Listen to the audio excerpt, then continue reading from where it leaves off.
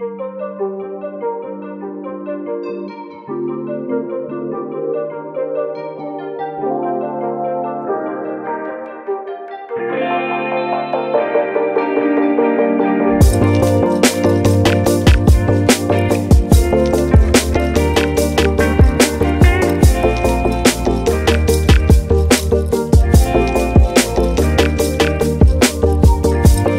en 2D ou en 3D, on n'a qu'à faire un clic droit et ça nous permet de facilement modifier s'il y a une erreur. Ici, nous sommes déjà sur la barre de navigation. Nous avons ici les outils qui nous permettent de pouvoir faire des rotations, les paramètres d'affichage qu'on peut gérer, si on veut retirer des lignes, si on veut retirer des ombres et tout ce qui va avec. Et on peut facilement le faire. Donc là, maintenant, je pense qu'on a parcouru déjà ensemble cette plateforme. Maintenant, il sera beaucoup plus question pour nous maintenant d'aller dans le vif du sujet. Quand on parle du vif du sujet, maintenant, on va entrer dans la conception générative, qui est certainement la partie qui va peut-être le plus vous intéresser. Ici, quand on entre dans cet aspect, ou bien dans cet onglet, nous avons déjà les composants de structure pour pouvoir faire une étude générative. Nous pouvons aussi gérer des trajectoires du fluide. Mais pour aujourd'hui, on va commencer, ou pour ce webinaire, on va commencer par les composants de structure. Ici, nous sommes déjà là. Nous avons la position de la charge qui est déjà là. Je tiens à rappeler qu'avec Fusion 360, notre logiciel déjà a un guide qui nous permet d'effectivement savoir comment est-ce qu'on peut faire pour gérer la conception générative. Et on a presque tout ici qui est déjà détaillé. Donc, vous avez la possibilité de parcourir cela pour effectivement vérifier les vérifications de modèles, modifier le modèle, les géométries conservées, les obstacles, les formes de départ, parce que sans tous ces éléments, on peut véritablement pas faire une conception. Donc, en dehors de ça, nous avons les objectifs qu'on se fixe à la base, notamment les objectifs de poids, les objectifs de matière, les objectifs qu'on veut atteindre au niveau de la durabilité qu'on fait à la base. Et ensuite, nous avons l'option de fabrication.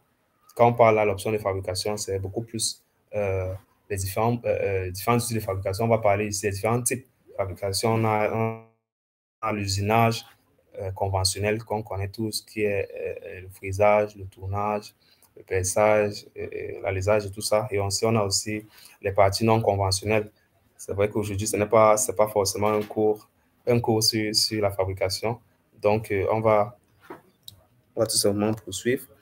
En dehors de ça, nous avons aussi l'additif qui est l'aspect le plus répandu actuellement. Ça, c'est l'usinage par ajout de la matière. Et si nous avons les différents matériaux, nous avons plusieurs bibliothèques qui sont à votre disposition par rapport aux matériaux que vous voulez pour votre conception. Comme je disais tantôt, les objectifs, c'est beaucoup plus réduire peut-être la masse. Vous sélectionnez par défaut, vous pouvez aussi modifier les paramètres dans la boîte de dialogue objectif. Donc, on va toucher tout ça aujourd'hui. Donc, cela étant dit, on va rapidement. Je vais vous montrer aussi, vous voyez, quand on se retrouve dans cet espace, la conception commence dès le début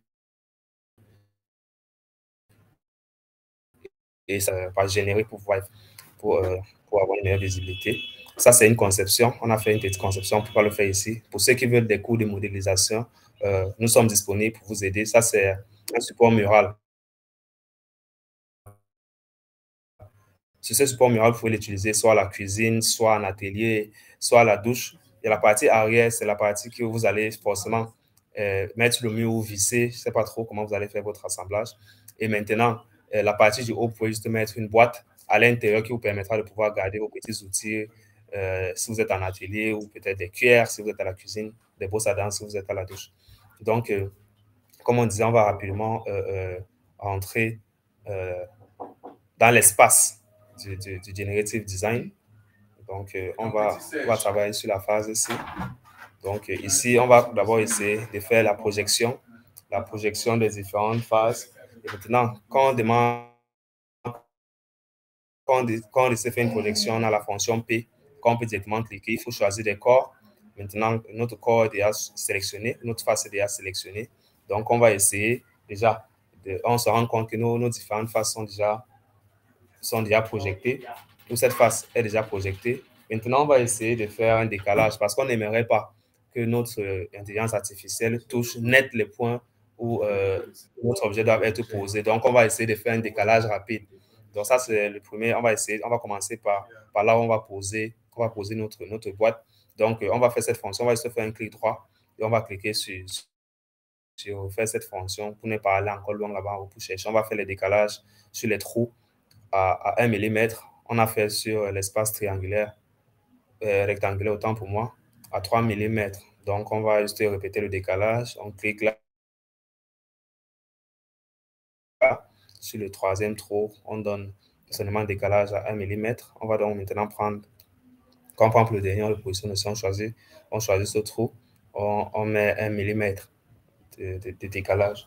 Et après avoir décalé, on doit actuellement scinder. On termine d'abord l'esquisse. Parce que c'est la question pour nous de pouvoir scinder cette partie qu'on a décalée. Maintenant, quand il faut scinder, on va aller sur scinder. Déjà, on va revenir pour avoir une meilleure vue. On va choisir le corps. Déjà, il y a un seul corps à scinder. Donc, quand on va choisir, la machine demande de choisir le corps. Quand on choisit, on va sélectionner les différentes parties qu'on veut scinder.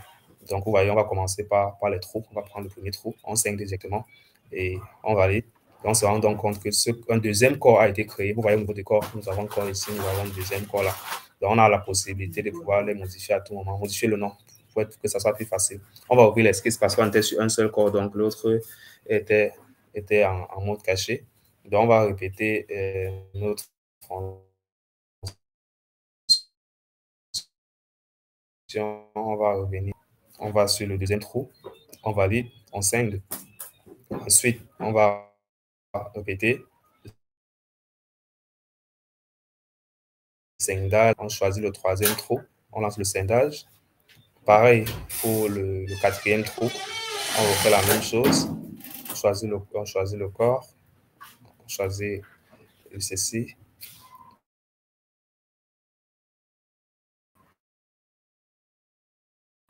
Et on scinde. Donc maintenant, il ne nous reste que le corps et ensuite notre partie rectangulaire qu'on va scinder. N'hésitez pas si vous avez des questions à un moment donné. Je ne pourrais pas m'arrêter déjà que je ne vois pas vos questions. Donc, vous pouvez laisser vos questions dans le chat. À la fin, on va revenir sur tout ça. OK. Cela étant fait, nous allons donc devoir scinder le deuxième côté. Nous avons scindé là où se repose la charge. Maintenant, il sera question pour nous de pouvoir de regarder effectivement si les corps sont effectivement séparés. On se rend donc compte que le premier corps est séparé, les trous sont séparés. Comme je disais tantôt, on peut refaire le paramétrage pour pouvoir avoir une vie plus facile. Vous voyez maintenant, ça c'est un corps à part.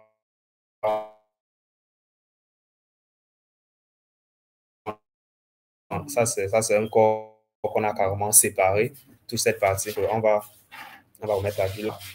Parce que maintenant, on va devoir faire cette même activité pour ce côté-ci. Donc, on va revenir sur la phase de derrière. On va choisir notre plan, ce plan qu'on veut travailler, sur cette phase qu'on veut travailler. On va reprendre la projection, qui est la fonction P. On va projeter cette partie. Est-ce que quelqu'un peut déjà deviner ce qu'on va faire ici? Parce qu'on est sur le deuxième stade, deuxième partie. Est-ce que vous pouvez deviner quelle partie on va scinder? Donc, vous pouvez répondre dans le chat. OK? J'attends vos réponses.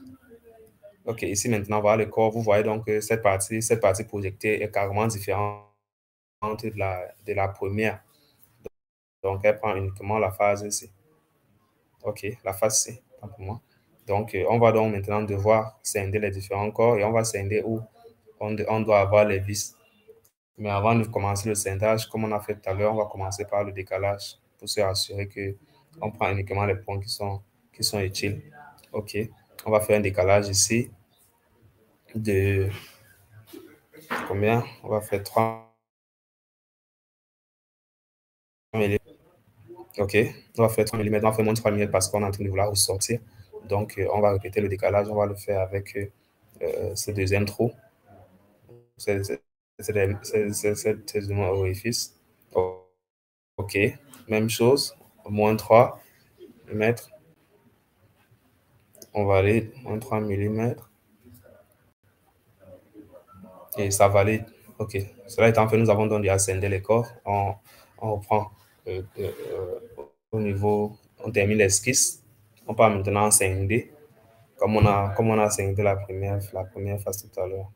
Donc, en ce qui concerne le scindage, on choisit tout simplement notre corps. Maintenant, on va nous demander de choisir les outils de scindage. On va choisir cette partie, on scinde de cette partie, on ferme, on revient. Parce que là, vous voyez, notre vue est fermée, donc il va falloir qu'on revienne ici pour l'activer. Dès qu'on l'active, il revient. OK. Maintenant, on peut effectivement choisir. On choisit le corps, on revient, on choisit la partie qu'on veut scinder. On scinde et on valide. Là, c'est bon. Ça, c'est bon. C'est bon. On va maintenant devoir essayer de voir quelles sont les parties visibles qui ne doivent pas être touchées, par l'intelligence artificielle. Les parties qu'on a scindées, c'est ces deux parties-ci. Donc, la partie qui est encastrée au mur et la partie qui, cette partie-là et cette partie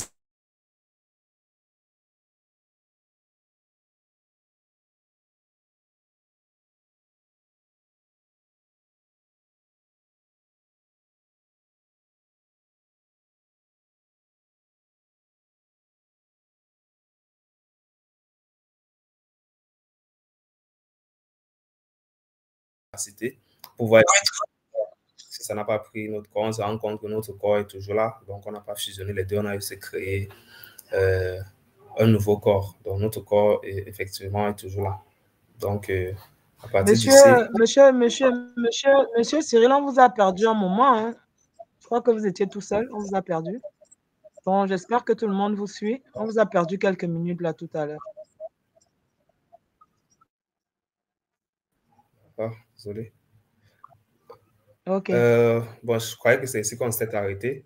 Donc, on avait déjà scindé les corps. Maintenant, on a créé un nouveau corps. Donc, ici, on va faire combiner tous ces différents corps-là pour faire un seul.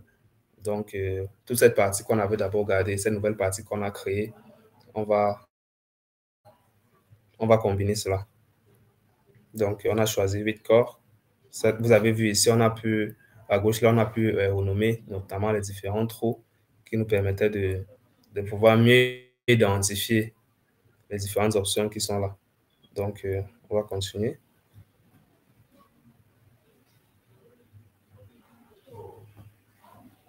OK. Je ne sais pas si c'est...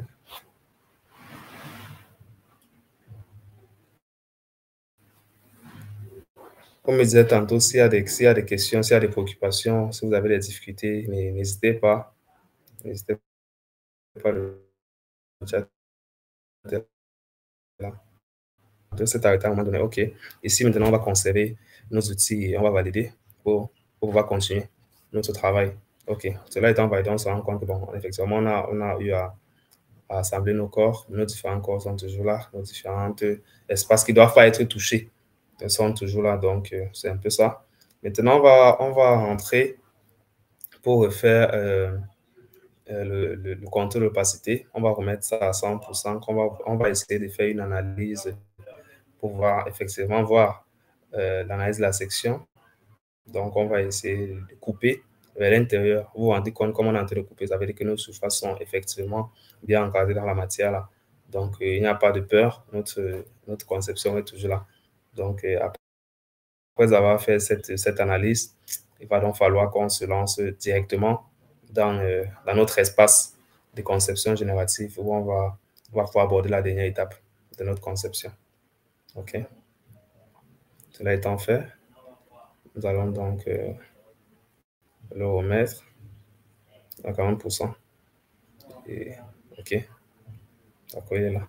On va donc aller maintenant dans notre conception générative. OK.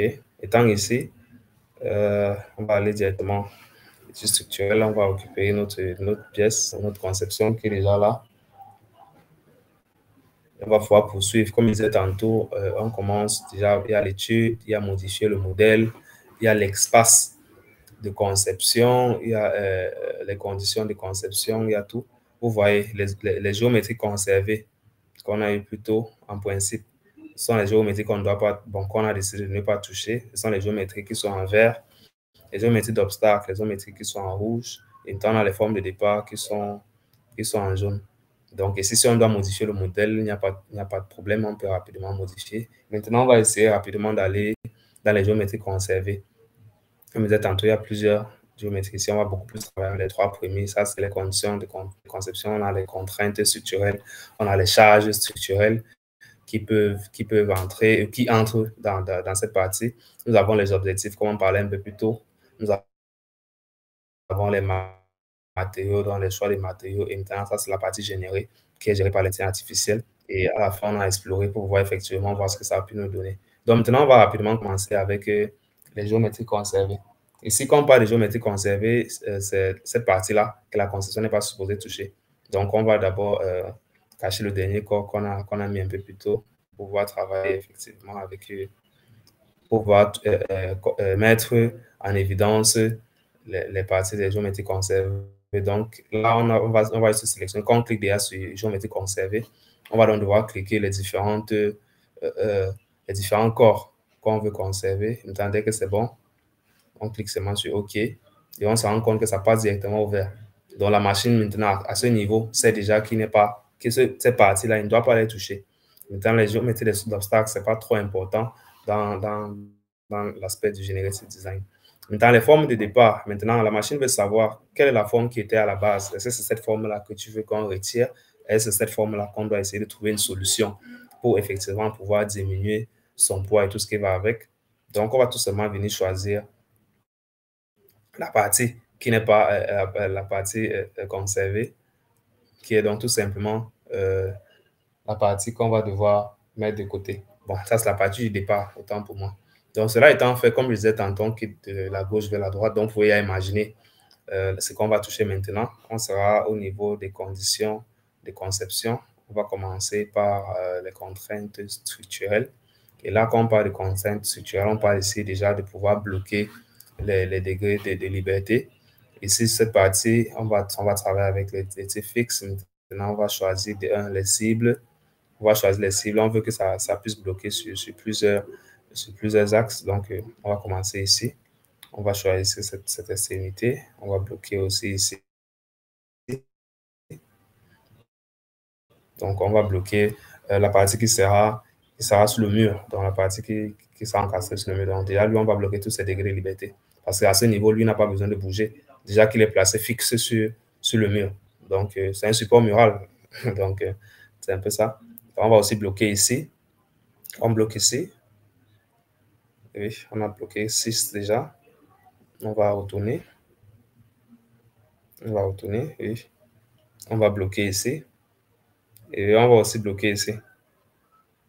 Donc là, c'est bon. On peut donc valider les parties qu'on a bloquées déjà. Et maintenant, on va mieux pour placer, pour pouvoir mieux voir.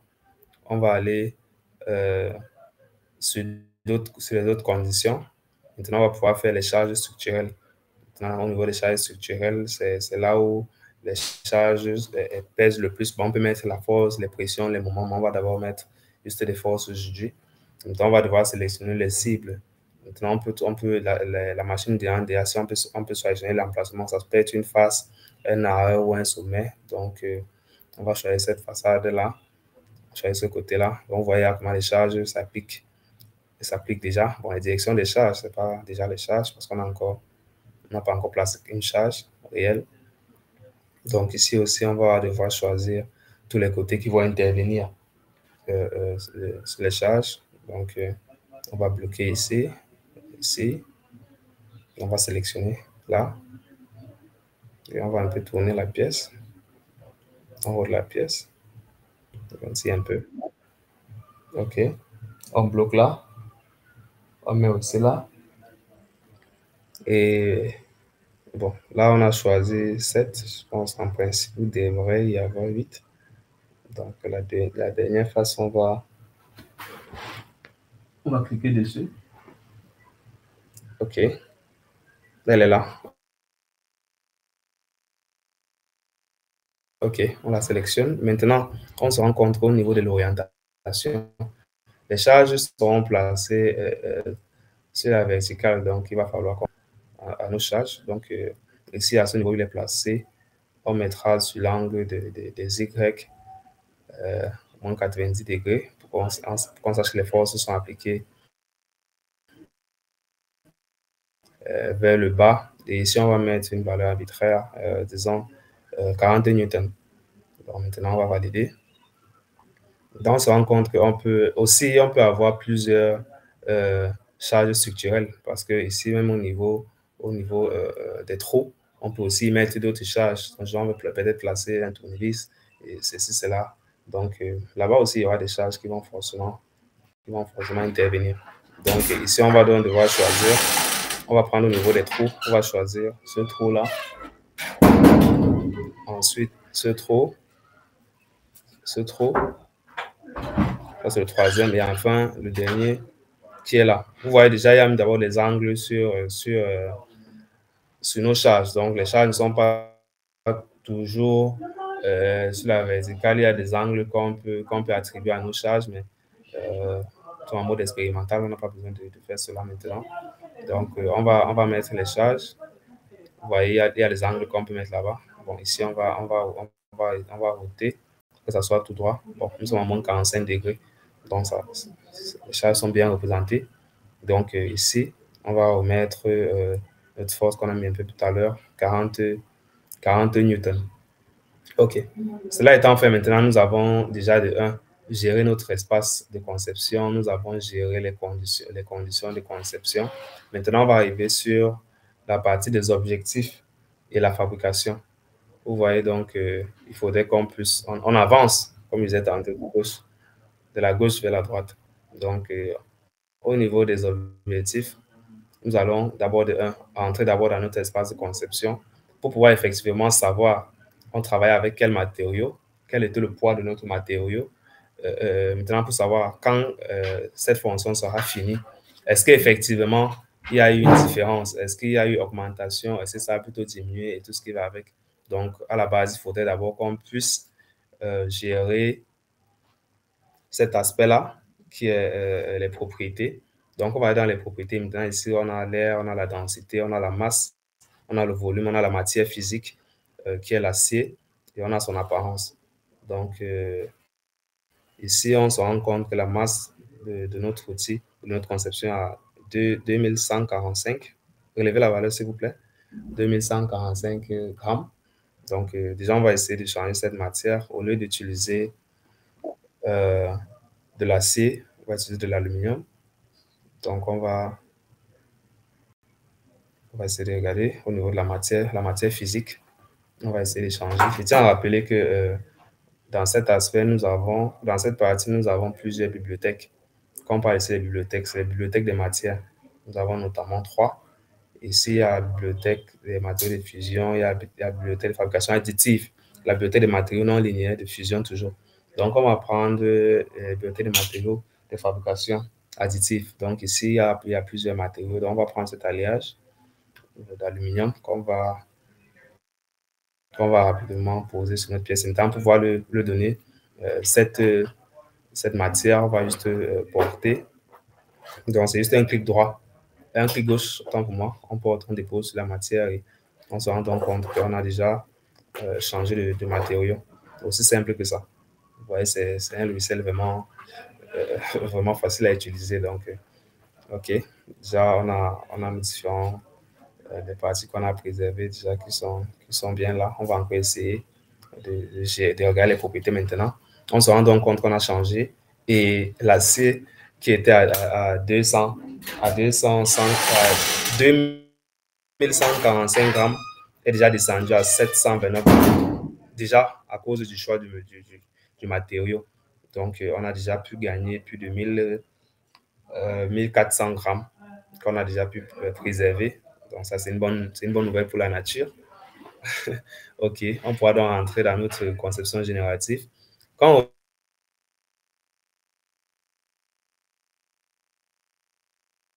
on revient ici, on va aller donc dans les objectifs de notre conception générative. Allô, monsieur Moba? On va Monsieur Cyril? directement choisir d'augmenter la lucidité. Comme on parle ici d'augmenter. Allô, monsieur Cyril? Oui, oui, madame. Oui, oui, je vous suis. Oui, il reste pratiquement 5 minutes. Je sais pas pouvoir prendre des questions. Hein. Parce que le temps imparti, malheureusement, qui est prévu était de 1h30. Donc, normalement, on devrait terminer dans 5 minutes. Dans 5 minutes, Donc, ok. je ne sais pas comment. Oui. Ok, on va juste donc aller rapidement. D'accord. Cela étant, on va arriver on va cliquer sur l'aspect généré pour essayer de voir ce que la machine a pu nous produire. Donc, on se rend donc compte on a effectivement 3 résultats que la machine nous propose. La première chose que vous devez remarquer, c'est sur le côté gauche qui nous montre déjà les plages d'objectifs. On était à 729 grammes et maintenant nous sommes déjà descendus à 0,42 grammes. Vous voyez quand même l'écart. Donc, déjà, notre objectif, on l'avait fixé à 500. Donc, il est même en dessous de 500 qu'on avait choisi. Vous avez vu la conception qu'on a faite comparée à celle-ci. C'est deux mondes différents. Vous allez donc vous rendre compte que pour pouvoir faire cette conception à la main ou bien pouvoir le réfléchir, c'est pas chose facile. Ça prend beaucoup de temps. Alors qu'avec la conception générative, nous avons donc la possibilité déjà de pouvoir faire cette conception-là qui est gérée entièrement par le cloud. Comme vous voyez, comme ça charge là, ça va juste nous donner l'aperçu de ce qu'on peut déjà fabriquer, déjà que ça nous donne avec les chaînes de fabrication, les méthodes de fabrication déjà qui sont là illimitées. Donc, il y a plusieurs styles de fabrication qu'on peut utiliser pour pouvoir créer notre pièce. Donc, ça, c'est déjà la partie qui nous ressort. Vous allez donc, on va essayer de faire une comparaison avec notre matière initiale. Ça, c'est les géométries conservées qui sont restées. Ça, c'est la partie initiale. Ça affiche la partie initiale. Donc, vous voyez effectivement qu'il y a véritablement une différence. Ça, sans qu'on ne travaille beaucoup, on a juste eu à définir les différents plans, faire la conception de base et on a laissé l'intelligence artificielle finir le coup. Donc, cela étant dit, on a eu à faire des bootcamps, notamment dans le domaine de l'éducation, parce qu'il était question pour nous de pouvoir informer les jeunes, de pouvoir former des formateurs, c'est-à-dire les enseignants qui sont dans les différentes universités technologiques, pour qu'ils puissent eux aussi à leur niveau, parce qu'on ne peut pas prétendre former tout le Cameroun, pouvoir prétendre former toute l'Afrique. Donc, on a commencé au Cameroun. Ce projet a commencé, des bootcamps a commencé le 10. Donc, on a fait pratiquement 3 jours avec ceux de la ville de Douala, qui est la capitale économique du Cameroun, où nous avons eu à former des apprenants sur pratiquement 3 jours. Ça, vous pouvez voir ici, on avait parmi nous des pionniers de la fabrication mécanique à Douala, notamment Monsieur Somme de NS, qui est enseignant à l'IUT de Douala, qui est enseignant à l'IUC et qui est aussi enseignant à l'École nationale supérieure polytechnique de Douala, ainsi que Dr Bouanga Thomas, qui aussi est dans la même discipline et qui était parmi nous ce jour-là. Aussi, nous avons eu les étudiants de l'Institut universitaire des technologies de Douala et ainsi que l'École nationale supérieure polytechnique de Douala, tous filières génie mécanique. Ensuite, le mois qui a suivi, on ne s'est pas arrêté. On a directement enchaîné avec la ville de Yaoundé, qui est la capitale politique. Donc, du 7 au 9, nous avons eu parmi nous des enseignants dans le domaine de la conception mécanique des universités. On a eu à voir le superviseur national de la formation des mécaniciens au MINSEC, qui était parmi nous, ainsi que le superviseur régional qui était là parmi nous. Donc, à la fin, on a pu prendre des images et tout. Nous avons eu des universités, notamment l'École nationale supérieure polytechnique de Yaoundé. On a eu UNISAT qui était là, on a eu les STAD qui étaient là. Donc, si vous êtes étudiant, si vous avez une école et vous voulez qu'on vous assiste, qu'on vienne faire des bootcamps chez vous, il n'y a pas de problème. Peu importe le pays où vous êtes, on va y arriver. Donc, nous sommes arrivés à la fin de notre présentation. Nous sommes ouverts aux questions et aux réponses. Merci.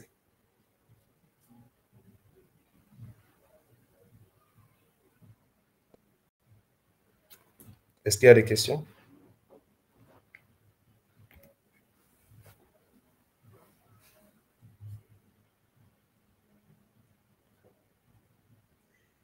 Monsieur Cyril, merci pour votre présentation.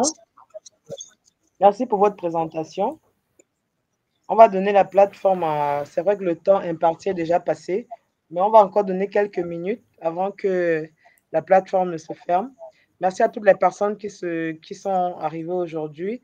Ça, ce n'est que l'introduction à Fusion. Donc, il y aura des webinaires qui seront encore programmés au fur et à mesure que le projet va s'avancer. Comme vous l'avez vu, nous commençons juste avec l'implémentation de cette nouvelle outil. Donc, nous excusons déjà pour les problèmes d'Internet. Je ne sais pas, c'est assez récurrent ces jours à cause du climat qui est très pluvieux et orageux ces jours-ci. Donc, nous nous excusons pour ça. Mais comme on disait, l'éducation, rien n'arrête l'éducation. le climat, la météo ne va pas nous empêcher de faire notre route vers la digitalisation de l'Afrique. Donc, merci à tous d'avoir été là. J'espère que vous avez appris quelque chose.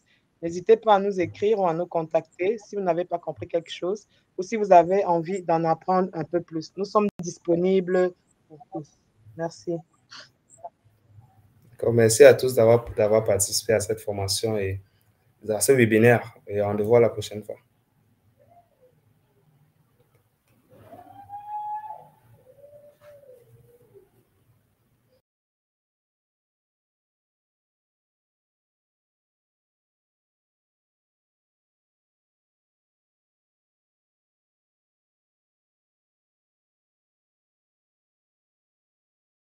Je ne sais pas, est-ce que finalement il y a des questions ou alors on peut arrêter la session? Vous pouvez ouvrir vos micros et parler, hein. Vous n'êtes pas obligé d'écrire dans le chat. Donc, s'il y a une question, vous pouvez la poser maintenant. Merci. Avant qu'on ne clôture la séance.